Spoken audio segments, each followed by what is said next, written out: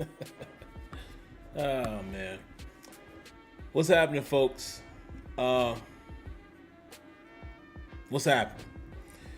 This is gonna be brief.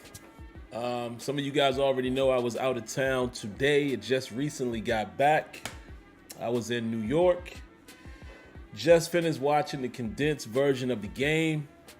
So I'm gonna give you a very, very quick summary. But let's say hello first and foremost. Welcome to the post-game reaction show for the Pittsburgh Steelers. Steelers took on the Buffalo Bills today and got slaughtered. Week 5, slaughtered, gutted, bled out, whatever you want to call it. The Steelers just bit the dust. The Buffalo Bills, if I have the score correctly, beat the Pittsburgh Steelers 38-3. And we're going to get into it. But like I always do in each and every show, I'm going to say hello to the early commenters. I know I'm late, very, very late. But again, I'm not going to, if I can help it, I'm going to try to give you guys content when I'm able to give you content. So let's get to it. It's just a few more people here. I know it's late, so I probably don't have the full crowd, but some of you guys will see it in the rebound. Jay Underrated, Daniel Lacey, Steeler Cards, Vista Light, Jared Doubles, Stone and Confused, The News, Lance Watson, my brother Kenny in the building. Hello, Miss Odessa. Hello, gotta say hello to our lovely ladies. Thank you for hanging out with me tonight. Make sure you all say hello to Odessa, C. Brown, Devin B., Hunter Johnson. Who else is up in here? A few late nights. Kev So Fun, The Real Deal. And that's probably about it for now. Kevin Brockenbarrow. What's good? Look, man, like I told you guys, again, may say this a couple times tonight because, just want to make sure everyone is aware of it. Some people are new. So was not able to watch the game in real time. You guys who have, been following the channel knew that I was going to be out of town. Just got back a little while ago. Had an opportunity to watch the condensed version of the game. I started watching it while I was in New York, and Kenyon and Tony would notice I'm texting them things that I'm seeing as they're happening, and then I had to stop, obviously, that I was able to continue watching it. And I really just watched it up until like 8 minutes left in the fourth quarter. At that point, it wasn't much more for me to see, but just going to give you a quick synopsis on what I saw. What's up, Smitty? What's up, Stillmatic? What's up, Eric McDuffie? Listen, because I wasn't at home, I didn't put everything in chronological order as I normally do. I just took a few brief notes from my knee-jerk reaction, watching the condensed version. Again, if you have NFL Plus, you can watch the full game, replay, or an hour or so later, you can watch the condensed game, which is just the plays, right? Cut up of just all of the plays. It's about 39 minutes, so that's the way I watched it today. First and foremost, let's talk about. There's so many people that I could bring into the office today, man, but I'm not going to do that tonight because, like I said, this is going to be quick. Man, listen, let me say this before I even dive into it. Did I think the Steelers were going to go to Buffalo and win today? I did not. Did not think that for 1 minute. Did not think that for one moment. Did not do a pregame show, so some of you guys didn't hear me express that. But you probably would have understood from what I said Tuesday that I didn't feel like the Steelers had a chance. And they didn't. Period. Steelers were injury bitten, but that's not an excuse. A lot of teams are. I think Buffalo even had injuries leading up to this week. I don't know who was injured, who didn't play the game. I didn't check all of that this week. But I didn't think the Steelers had a chance anyway. Did I think it was going to be this bad? Absolutely not. And it was bad. Defense, man, listen, there's a reason why I have TJ Watt in the thumbnail. And we'll talk about that as I wrap up the show. But let's just talk about the first thing that I saw, as you guys saw. Pittsburgh Steelers kicked the ball off. Mishandled by the Buffalo Bills. Guy still brings it out or what have you, right? The Steelers are able to get all the way down. Great coverage, and I think Trey Norwood, I believe, number 21, if I remember correctly. I think it was Norwood.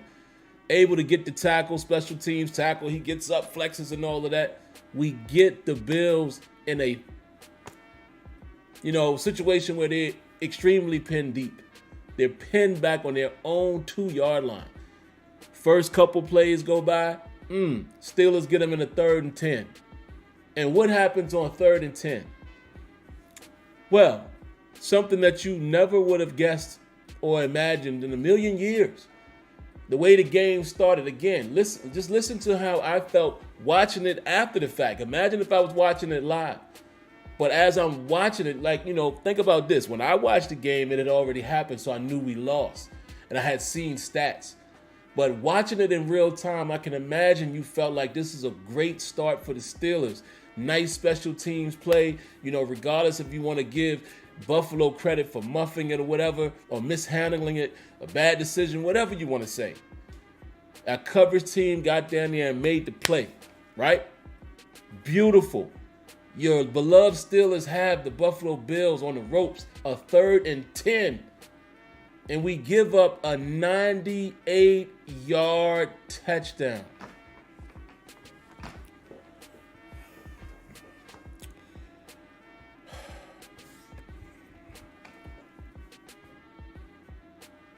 "98 yards. Over the top to Davis. Levi Wallace falls on the ground. Trey Norwood is chasing. And again, I cannot wait to see the All-22 to see what really happened there. How do you allow a man to get behind you that deep? And I know Davis has speed. I know Gabriel Davis has speed, but come on, son. Come on, son. And I'm going to talk about TJ Watt later, but Allen had quite a bit of time in that pocket. 98-yard touchdown. Dog, had I not even known the outcome of the game at this point, I would have had a gut-wrenching feeling at that moment. I'd have been like, this ain't going to be good for us. Again, and I don't mean to spend so much time on this because I'm going to be in and out tonight. I'm dead serious when I say that. You're probably you're on a high because your team has them up against the ropes. We open the game. We kick it off. Great special teams tackle. We got them in a 3rd and 10. If you are a Steelers fan, you're feeling okay. You're thinking, okay, defense, don't give up 10 yards. Make them punt. We get good field position, and maybe we get on the board first. And we give up a 98-yard touchdown. Okay, moving right along. They kick the ball off to us, and what happens? You know what? I'm going to hold it for a second because I do see a donation here. It has not popped up on the screen yet, but I see a donation, so we're going to recognize that first, then I'm going to come back to what happened right after. The Steelers gave up the 98-yard touchdown. There's the donation. Thank you, Sean Manahan. Round of applause.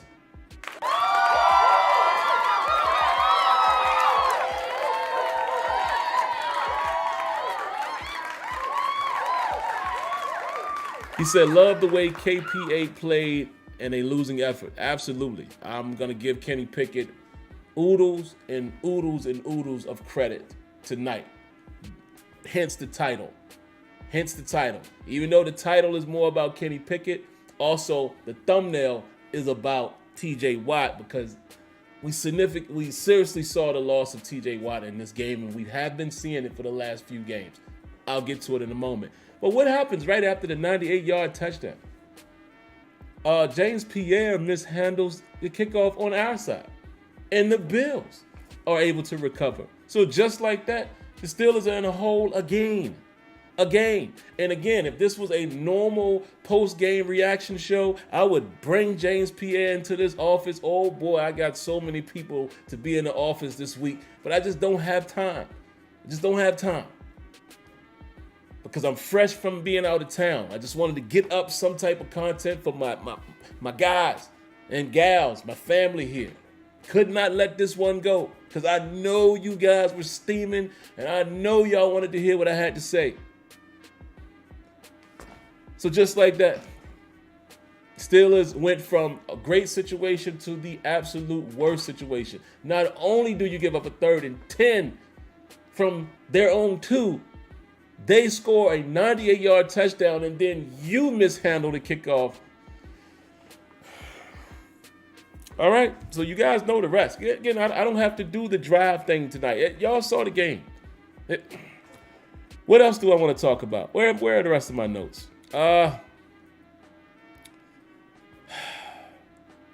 What else do I have here? Devin Bush. Let's talk about Devin Bush for a second. There's one play that stuck out in my mind. Do you guys remember that play? I want to say it was in the first quarter. Matter of fact, hold on. I'll tell you when it was because I was texting Kenyon and Tony. Hold on, I'll tell you. I'll tell you when it was. Where was it? Yeah, it was in the first quarter. There was a blitz. You remember? There was a blitz, and Devin Bush loops around, and Josh Allen kind of just doesn't even really make a move. He just steps here and runs right past him. And Devin Bush literally looked like a kid. Like, Bush, what were you doing? Oh, here we go. We got the spam. Hold on, guys. Let me get it.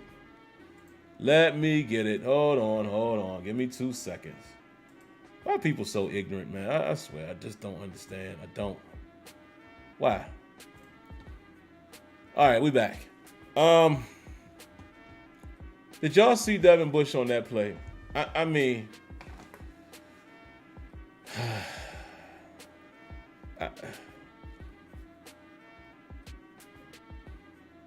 guys, what was going on there?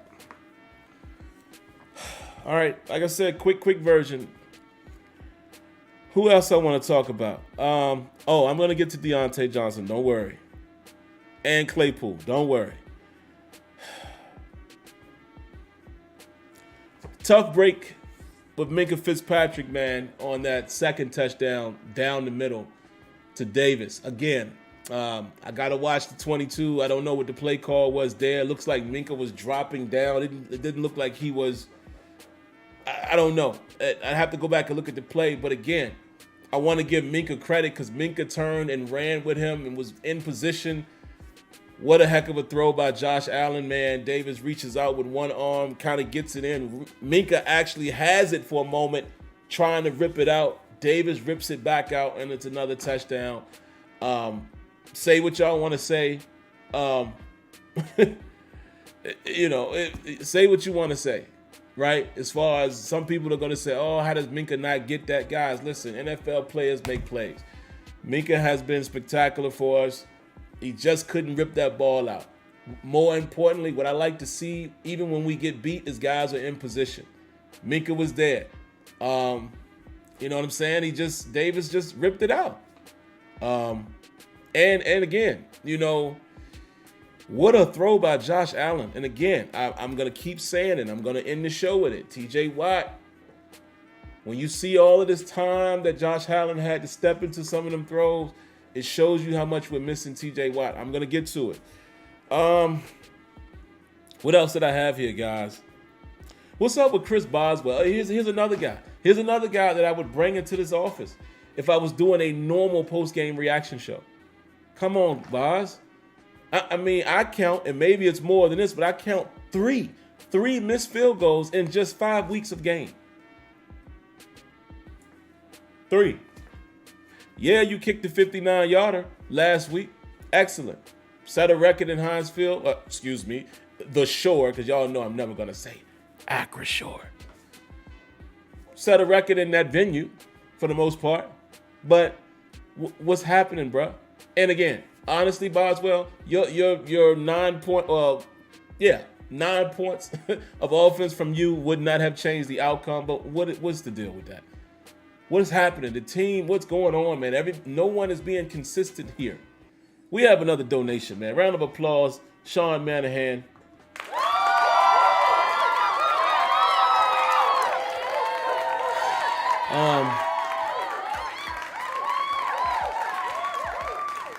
I don't disagree with your sentiment, man. And everyone keeps talking about, well, I just knocked over a bottle of water.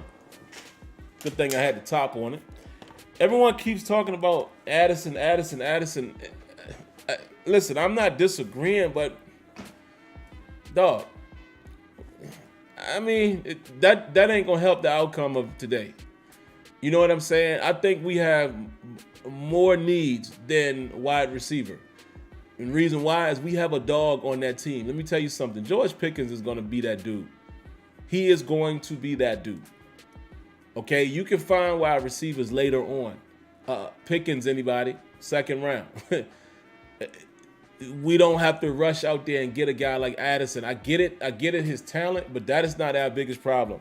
We're going to need us a left tackle. Yeah, we might want to pay attention to a right guard also. Yeah, we're going to need cornerbacks, and that's plural. Yeah, we might need a few cornerbacks. We need a stud cornerback. Yeah, we may need another inside backer, even though I would say Devin Bush hasn't been horrible. Just had a bad showing today with that blitz. But Bush hasn't been horrible, but he hasn't been great either. Right? And you're going to need the next wave behind Miles Jack. Yeah. We might need to consider a D tackle at some point as well. Yeah. My guy's not looking like himself. Cam Hayward. It's not. And that's not a knock on Cam. It's just he hasn't been as impactful so far. He hasn't been what we expect to see from Cam. Still, doing kind of what he does, but not as much. Have you felt his presence? Not so much. He's getting up there in age. We already saw Alu has not been, we had to strip him up out of there, right? And we have gone with Montravius Adams. I think Leal is going to be a good addition. But again, there's so many things that I think we need before drafting Addison. Just my opinion. Round of applause to Pino P. Appreciate the donation.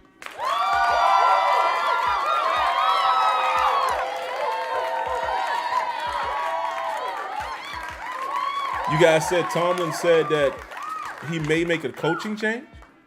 Was this in the the post game conference? I haven't watched it. But you said, do I believe Tomlin will make a coaching change like he said is a possibility? If so, who? Right now, judging off of the way the season has gone, you could arguably say Canada or Austin. Honestly. Right now. Because neither one of them has... And again, before I jump on Matt Canada, because I see people already saying he's got to go. I don't disagree with that. But again, y'all know I give my take when I can see the all-22. Like, remember I pointed out in the Cleveland game, there was a whole lot of vertical routes on down and distances that I didn't agree with. It wasn't as bad last week, but I still don't feel like the route combinations are there. But I need to see this game, too, to see if it's more of the same. Some of you guys may have been able to see that already. I don't know. But come Tuesday, I'll give you a better assessment of that. But right now, I would have to say Austin and or Canada or both. Because we haven't put up points. Okay, that's evident. The defense these last couple games have just not been good situationally. They just haven't. One of the biggest problems right now is defense is unable to get off the field, man, in situational downs, third downs. Allowing guys to extend the play. I get it. I know we played the Bills.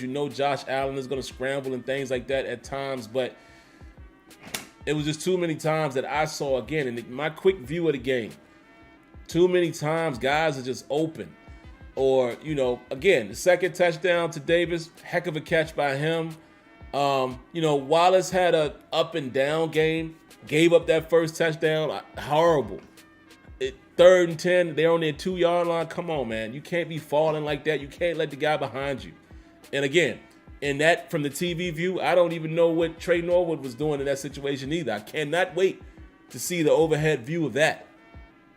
But then Levi Wallace kind of rebounded. He played some significant, had some decent coverages later on in the game, got himself an interception. But clearly, guys, again, cornerback is a position that is, it's going to be a tough going at it, for this season. I think they're going to continue to mix and match. We'll see what Akello Witherspoon looks like when he comes back. But, there was times today when it was James Pierre and it's Pierre and who else was out there? Was it Sutton? But then I think it might have been at one time Jackson and Pierre. And it's just, I don't know. Somebody says Tomlin is on the hottest seat he's ever had. I mean, again, guys, like I said, I'm not going to waste my time with all of that. And again, just to summarize it without putting any personal feelings in it. Listen, Mike Tomlin, again, for whatever you guys take this for whatever it's worth. I'm not making a statement or a debate. I'm just saying Mike Tomlin has not had a losing season. What does that mean to the organization? Stability. Every coach has a losing season. This could be Tomlin's first losing season. But the reason why that's important for you guys to know, I don't think he's on any hot seat. What do we know about our Pittsburgh Steelers organization? They don't fire coaches. What do? They usually don't bring you back after your contract expires. What do we know about Mike Tomlin? His contract was extended already. So, if you can waste time saying all of that, and again, if the Roonies or whoever else, other minority owners, that's a part of the Steelers as a conglomerate, if they decide to do that, it would be a shocker. I'm just saying some of these things we probably shouldn't even worry about. The seat is not hot in that regard in terms of being fired. I don't think so. I really don't, because of how the Steelers organization do business. I'm just saying. The best you can hope for is, maybe they don't re-up him again, and it expires, and then there's a new coach coming. But I just think it's a waste of time even going down that road right now. Cam Sutton got a blocked field goal. Okay. What else I want to talk about really quick, man? It was so much going on in this game. What's up with Najee Harris? What's up with Najee? I can't put my finger on it, folks. I can't. And I'm sorry I keep looking down here at my phone. I'm just looking at my notes. What is up with Najee Harris? I honestly, let me say this real quick. And I mean this. I don't think Najee's all the way healthy. He just doesn't look as explosive, quick. And maybe he didn't never look that way to some of you guys, but y'all understand what I'm saying. He doesn't even look like the last year Najee. Something's off. I think Najee Harris is talented. He has the skill. So you're not going to get me to believe that he's a bum running back. I know some people are making that narrative. Now everyone is like, see, that's why you don't draft a running back in the first round. And I'm not making fun of anyone. I'm just, I'm kind of mimicking the fan that just casually makes statements. Okay, I think all of us could agree you don't necessarily do that, but I don't think last year we were saying that Najee didn't do anything for us. At one point, Najee was the only thing helping us down the stretch. Excuse me. But it looks like he's not quite himself this year. Again, I don't believe that's a talent thing. Why would you? I think it has something to do with his health. You remember that foot. I think it also has something to do with him not playing in preseason. And honestly, right now, Jaylen Warren is more effective. What I like more about Warren today is how he hits the hole. He's a no-nonsense type of guy, right? He's hitting the hole quick. He's decisive. Najee seems to be indecisive at times. Sometimes he's hesitating and stuttering a little bit before he, or he's making a jump cut that he might not need to make. He's like the intermediate of hitting the hole and being Le'Veon Bell. What I mean by that is Le'Veon used to pause and hesitate, but his was really calculated. Stop, go. Harris ain't doing that. Harris is just not as decisive. He hasn't cut it up in times where I felt like, okay, you should have cut that up. You're probably going to get 3 or 4 yards there just off of your size. Whereas when Warren comes in, it's quick, fast, and he's quicker. Right now, he's the quicker guy.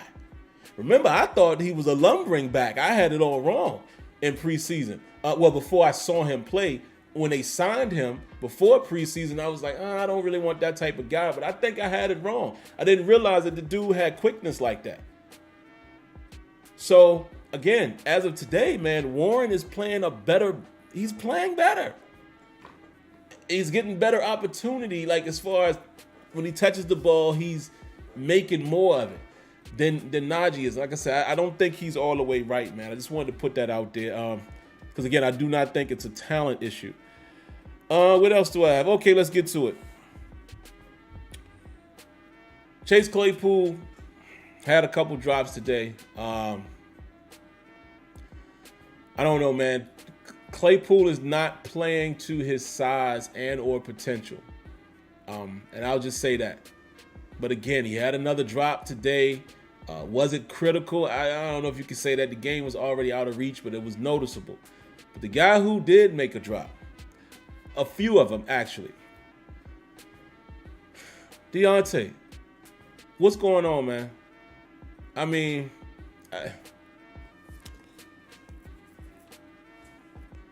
almost caused Kenny Pickett to have 2 interceptions. Kenny Pickett scrambles. It's like 3rd and 6. Using his legs to make something happen. He peeks back this way, throws it to Deontay Johnson. Was a little bit high, was it? Yeah, a little bit, but he's running this way, throwing cross body. But unlike the pass to Freiermuth last week, this one wasn't extremely high, and it went right through both of these. Again, Deontay Johnson keeps saying what's up to Jay-Z and the boys. It's the rock. He keeps doing it. He literally goes into this. Ball goes right through your hands. Ball went right through Claypool's hands too later in the game. But it's stuff like that. That's a conversion. What's going on, Deontay? You reduced your drops last year, and then you start having them later in the year. Still, percentage-wise, you way better than the previous year. And here you are already this season. Remember the drop that you had against Cleveland? When Trubisky put it right over your shoulder as the defender is right here, right over your shoulder. It was a 3rd and 3 and you dropped that. You, my friend, have had at least, I'm being modest here, that I can count. There's been 4 drops, well, let's say 3 for sure, this season that would have been conversions on 3rd down.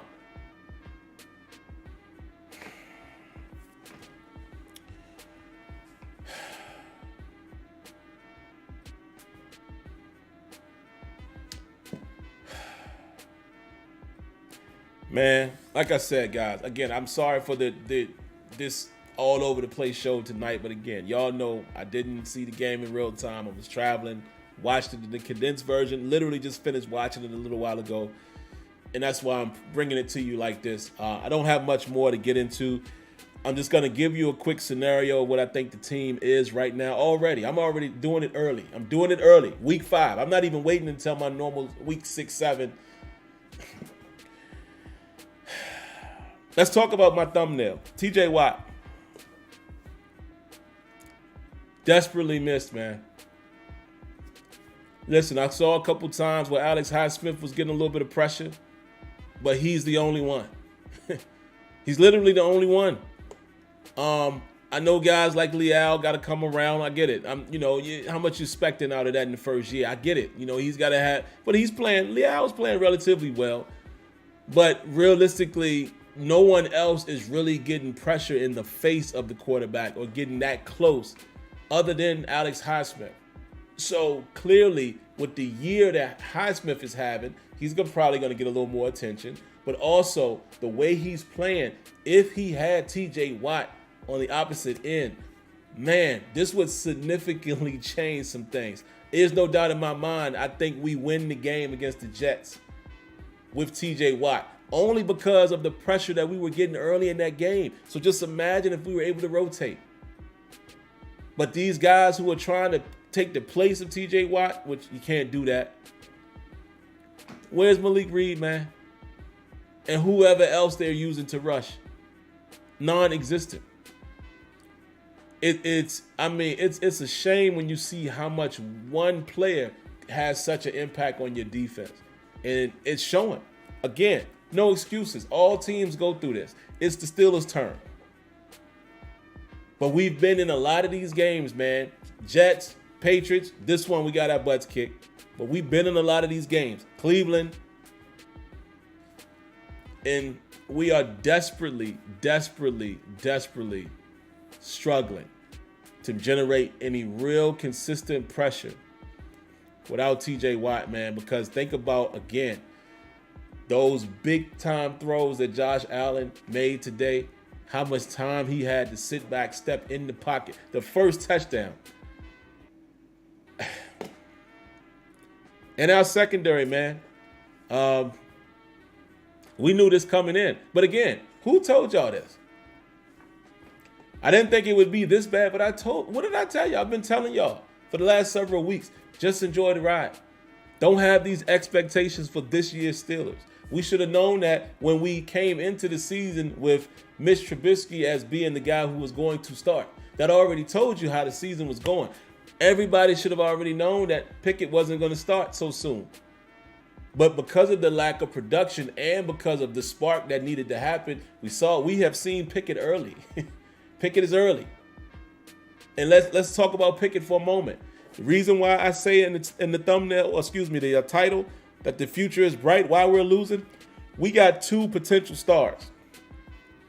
Kenny Pickett, folks, again, it's only one game, 1.5 games. Kenny Pickett's good. How good will he be? We'll see. Can he elevate his game a little higher? Bad interception, Kenny. That was a bad throw on that one to Deontay. However, Kenny Pickett has it. He has the dog in him. He has that will. He is a baller. He spreads the ball, okay? From my count, he got Claypool involved, Deontay involved. He got Freiermuth involved, Gentry, Warren, Harris, and that boy George Pickens. Seems like Kenny's reading the field. Kenny is getting out in there when there's danger. Kenny threw for over 300 yards, passed 52 times. I could choke and puke on that.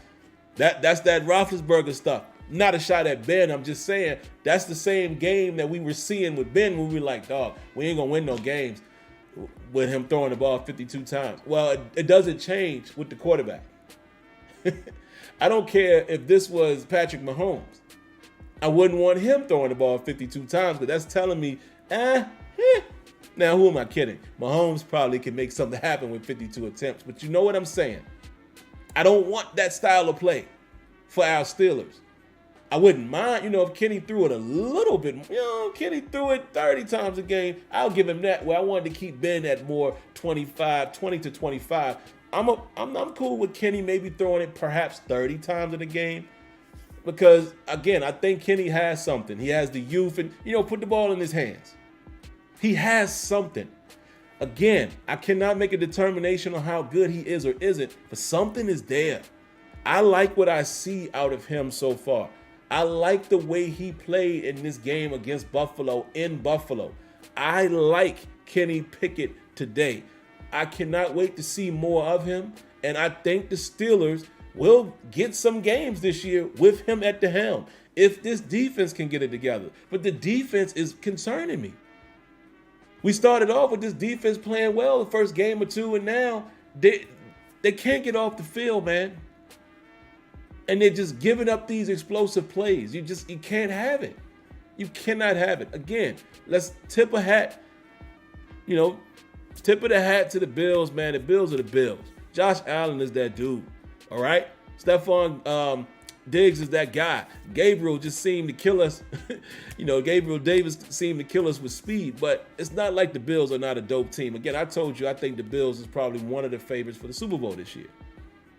But this loss was humiliating. Because of what do we always say? And Tomlin always says it, standard is the standard. And with having that moniker and just putting that on display today. But yeah, man, I think that, listen, the future is bright, dog. Kenny Pickett and George Pickens, Pickett to Pickens. George Pickens is a bad boy, and he's showing it to us every opportunity he gets, dog. Here we go again. Let me get this out of here. I just don't understand how people get their rocks off doing this, man. It's so stupid. Spam. But yeah, man. George Pickens is a dog. He is a dog. He is a man out there.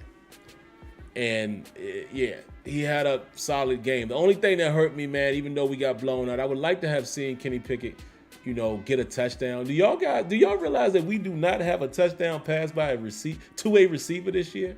That is crazy. That's a crazy stat. And I didn't really even realize that, man. Big brother Floyd hit me up and was like, yo, you realize we don't. And I was like, dang, you're right. That's crazy. And that's kind of showing you guys why the Steelers are not winning right now. That offense just has not produced. But like I said, I think that is going to change a bit. Okay?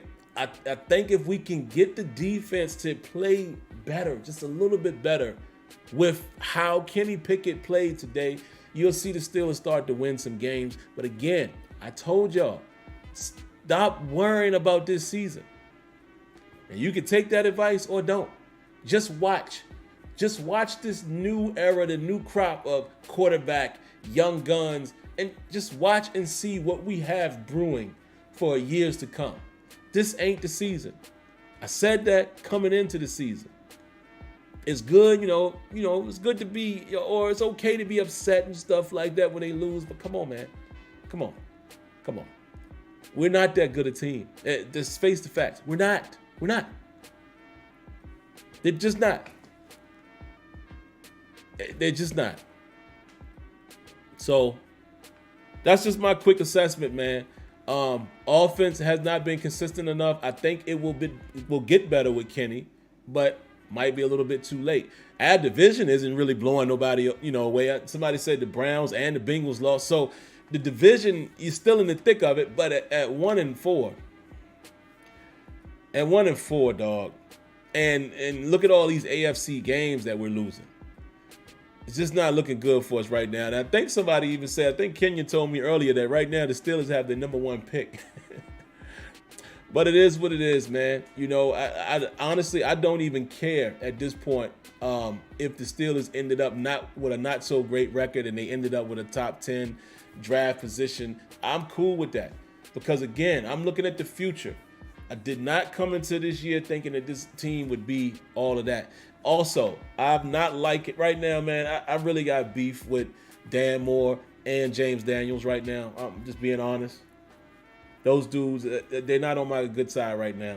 I'm not liking that at all. Left tackle and right guard are my biggest concerns right now on the offensive line. And then defensively, I don't know. I don't know the answer. After I watch the film, I'll be able to tell you, I do think that in some of these scenarios, we're just getting outplayed, right? I'm not even really going to say coach and say I see the personnel. I'm going to say outplayed. What I mean by that is we've been running a lot of man coverage, and a lot of the times these dudes are losing. They're losing the battle. Plain and simple. Not getting no pressure, and guys are not putting, they're not plastering guys in coverage, and that's how they're getting torched. All you got to do is go look at the first touchdown. How does Levi Wallace end up on the floor? On the ground, eating dust, eating dirt. How does that happen? Face in the grass. And again, I need to see that play from the All-22 because I want to know what was the responsibility in that moment of Trey Norwood. Were we in too high? Was he in a buzz? I don't know. Here they go again. What is going on, man? What is going on with this? Spammers love me, don't they? What's going on? But all right, man, that's it. I have nothing else to say, man. Let's see what y'all have to say. Give me a couple comments, and I'm wrapping this thing up, man. What y'all got? What do y'all got? Give me a few.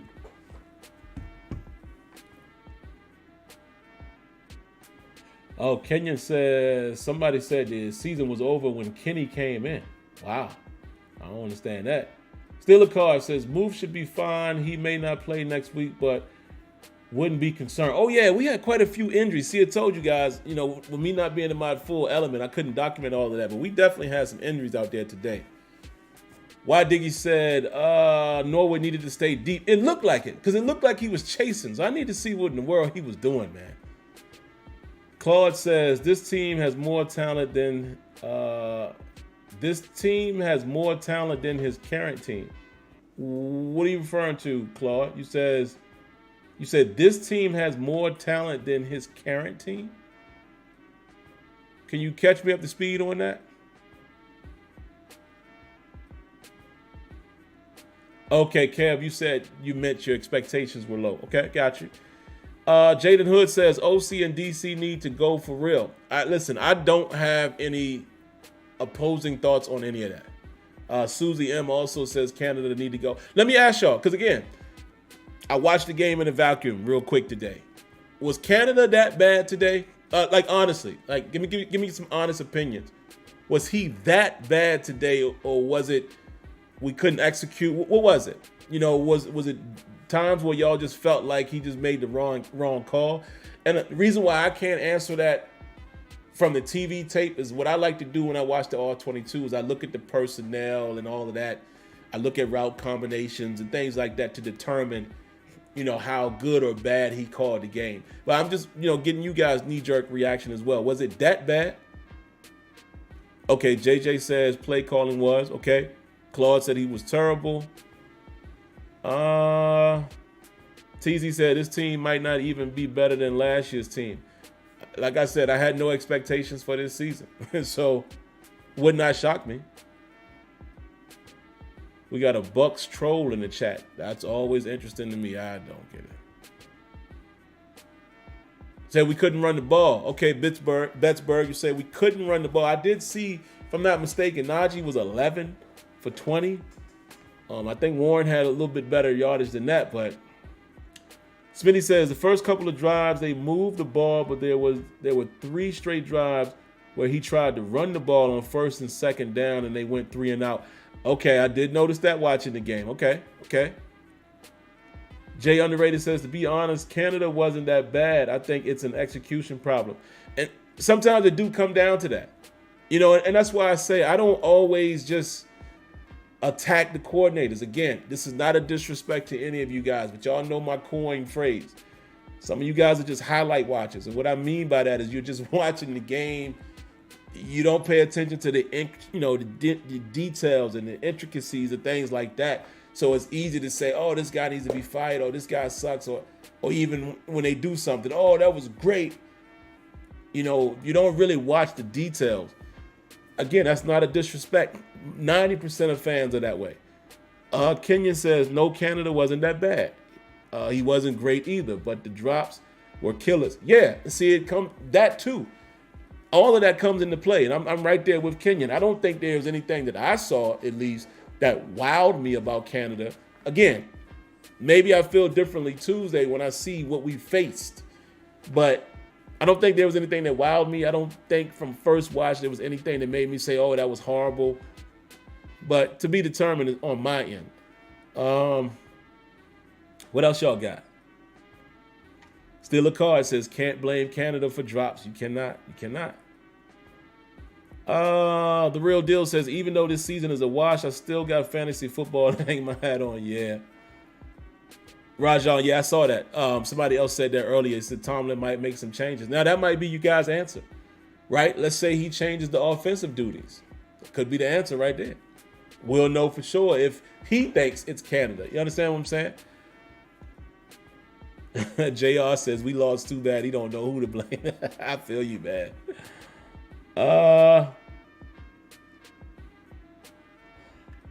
Rod, you says the thumbnail says future looks bright. Well, actually a thumbnail is a picture. The title says the future looks bright. You say puff puff pass if we drank in the Kool-Aid. Let me explain to you what I'm saying in case you came in late. Kenny Pickett, George Pickens, that is a bright future. That's all I'm talking about. There's no Kool-Aid involved in that. And like I said, the thumbnail is an actual picture. It's TJ Watt, and I also explained why I had him in the thumbnail. Just saying. And again, I mean, I can't challenge your thoughts, but I don't know. It's sometimes some of you guys' reactions to the team that you like is a little weird to me at times. Not just singling you out. I'm just saying there are people who never believe anything is gonna be good, and I'm like, why are you even? Are you following the team to criticize them, or are you looking for any positives? So again, that's what I was talking about. You can agree with me or disagree. I'm talking specifically about Kenny Pickett's play and the type of quarterback he appears to be in a game and a half worth of play, and the emergence of George Pickens. That's what I'm talking about, sir. What else y'all got? And I'm only gonna be here a few more seconds. Kev says, Sim, how would you put Calvin Austin in the offense? I mean, I'd give him a try slot. I probably would do some trickery with him first, get his feet wet. And then what I would do is let him do what he does best. I would put him outside, maybe move a guy like Pickens inside for some series just to throw something different and let him run a fly. Let's use that speed. Or if we want him to run slot fades or run a slot seam route, something where he's going deep and let him try to beat the defense, because that to me is what we all want to see from Austin, is that blazing speed. But again, however the offense and Tomlin and whoever else, however they feel that he'll be the most useful, I just would like to see him on the field, because I actually believe that he would show us a little something as the same way that Warren has, if that makes sense. I think there's something to see from Austin. We have not seen him play, so it's pure speculation. But I think he might give you a little bit of spark like that, the same way we can clearly see that Warren is doing that. You understand what I'm saying? Let's see, who else? Yeah, let me move myself over a little bit here. I'm all in the way. The phone number there. Phone number is reserved for Tuesday. So for you guys who really want to get stuff off your chest, I'm going to have you call in on Tuesday for Terrible Towel Tuesday. So get ready for that.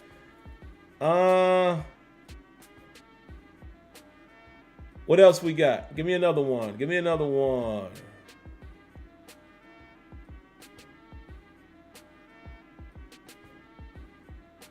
I agree with you there with that, Diggy. He says, I think Najee needs some criticism. I kind of like Warren more at this point. Yeah, I said that a little earlier. And again, I don't think it's a talent thing. I really don't. Obviously Najee is talented. It's just something ain't right, man. Something is not right. Something is not right.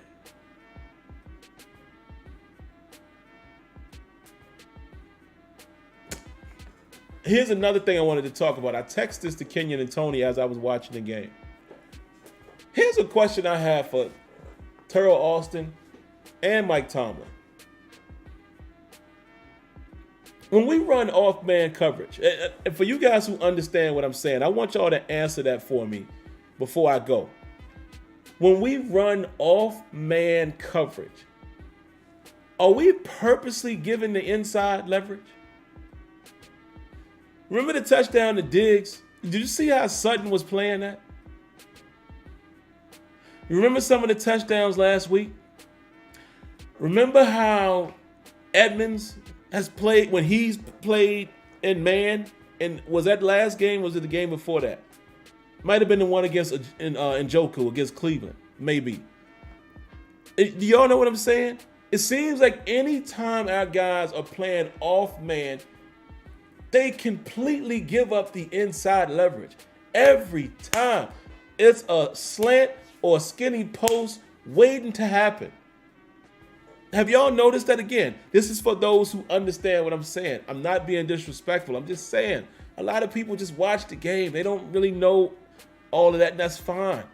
But for you guys that understand what I'm talking about, am I right? Have you guys noticed that? Do y'all think it's by design? Or, because I mean, it's like we Olay. It's almost as if we Olay it, like, here, take it. I don't want it. Take it.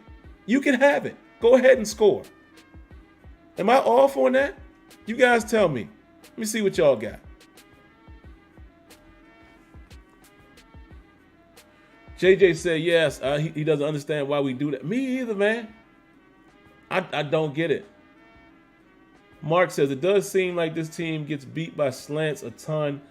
Mark, I'm telling you, bro. Kevin says, yep, giving up the mid-range pass. Jay says he agree. It's weird, dog. It's weird. Betzberg says, yeah, it's like the DBs always play off-man coverage almost as if they're being coached, right? That's what I'm saying. That's why I have the question for Austin and Mike Tomlin. There's criticism coming from me for you two gentlemen when it comes to that. It seems like it happens repeatedly. And listen, I always say I'm not a coach.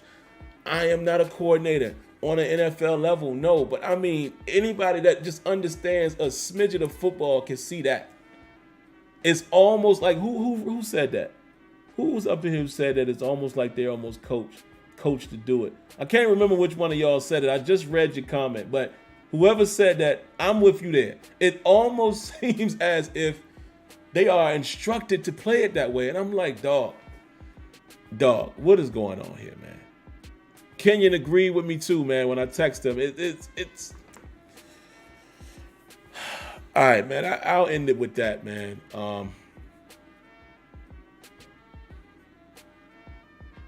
Claude says they should never have said Cam's name in the same breath as Aaron Donald. I mean, I feel what you're saying, but that has nothing to do with what's going on right now. The truth of the matter is, man, Cam is older. Okay, Cam is a year older. Someone called in the show last week and said that they had information and they know a friend that knows the family. And so apparently, supposedly, Cam could be playing with a separated shoulder, I think they said on the phone last week. But, you know, we don't know facts. I'm just saying from me, not saying the caller didn't know. I'm just saying I have no way to confirm that. But I will say it does look like Cam has not been Cam. And as far as the Aaron Donald comment, up until now, Cam Hayward has been playing like Aaron Donald for the Pittsburgh Steelers. So there's not a disrespect to mention his name alongside Aaron Donald. I mean, in my opinion, not being biased here, the last 3 or 4 years, Cam Hayward has probably been in the top 3, top 2 straight up D tackles in the league. That's just my opinion. May not always have the sack numbers. I'm just talking about the effect that he has on the game. He's been that.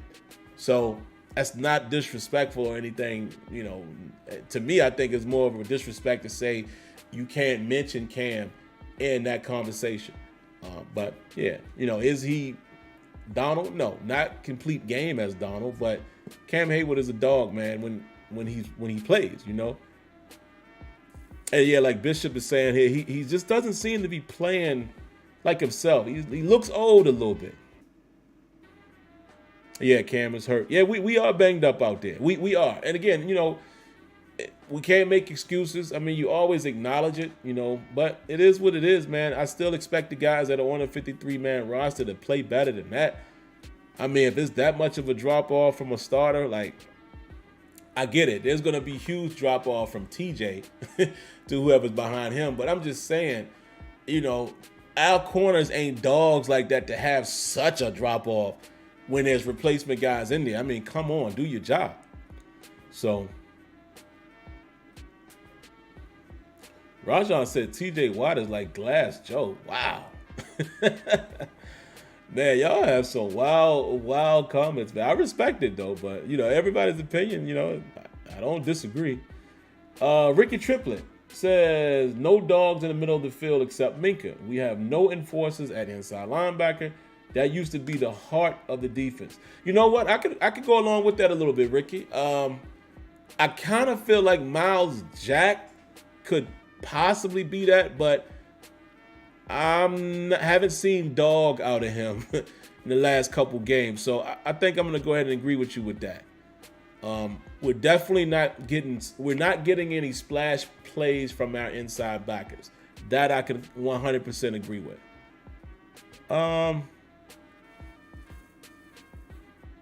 Yeah, Kenyon.